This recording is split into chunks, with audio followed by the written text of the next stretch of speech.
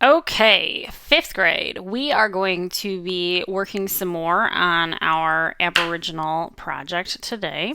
There are two things that we need to accomplish. The first one is around your animal that you have created, you need to draw equal spaced echo lines or repeated lines that fill in the center section of your picture.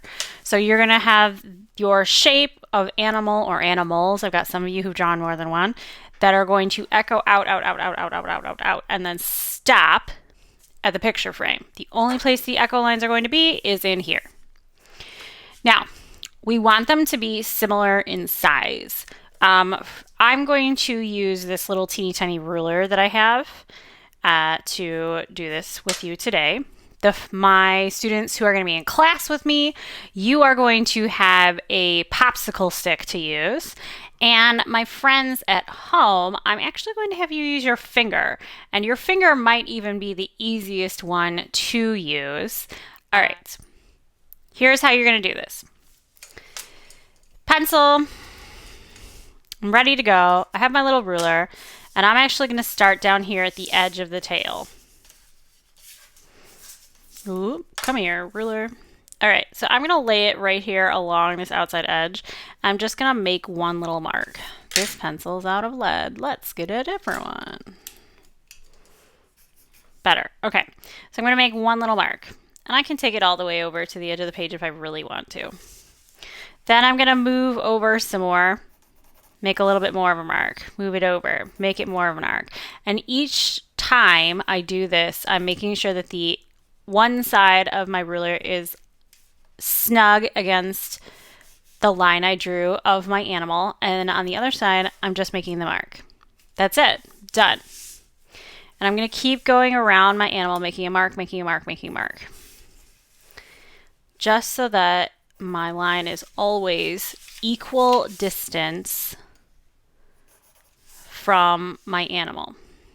Now, down here where it like dips in, I'm not going to be able to make it look like copy that line perfectly. So I'm just going to move my little ruler to just above my ear where it would be next and keep going. If you have places like that where the lines would dip in and around, totally fine. Just make it work for your animal. Now, why are we using this instead of just tracing around and tracing around and tracing around? One is so that the rings around your animal are big enough. And two, I should probably do this one too,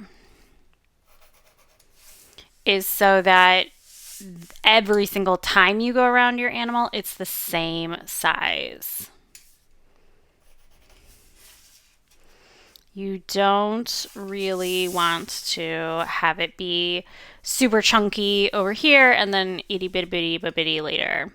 We are going to be putting dots inside of these animals, and so therefore we want it to be about equal sized all the way around. Now, when I get to a stopping point, like say I've gone all the way around, right?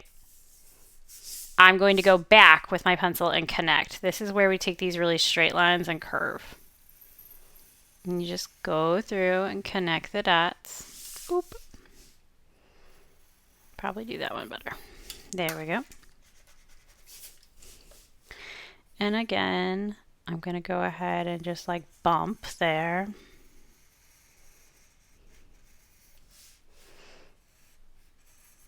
This one's a curve, but I'm still keeping it that nice thick line.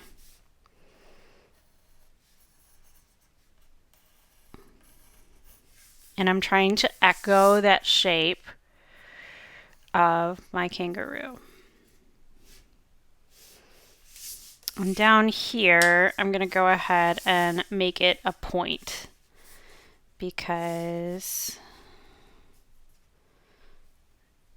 I'm going to make it go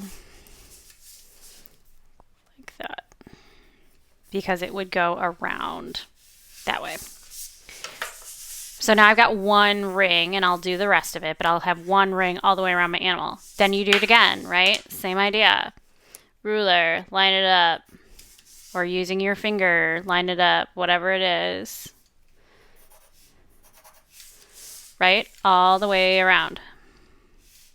And we're just trying to keep everything equal distance. Say you get here, where it's not going to be equal distance up here, because it would come like somewhere up there, right? And it goes outside that frame. Just ignore it. And you're going to come back around the other way. And it's going to you won't see it out there because the edge is going to cover it up, but it is going to come back in and go around.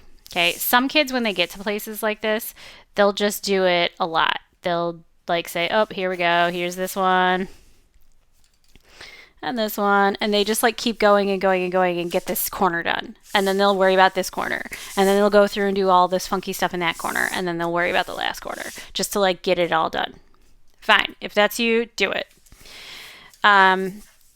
When you are done putting all the rings around your project, the next step is for you to Sharpie. That was the other thing we had to do. So one thing we had to do was make the rings. Second thing we had to do was Sharpie everything. And then when you're all done, drawn everything out, Sharpied everything, you're done for the day. That's it. Easy, right? I wish you luck. Finish these steps off and have fun. Bye.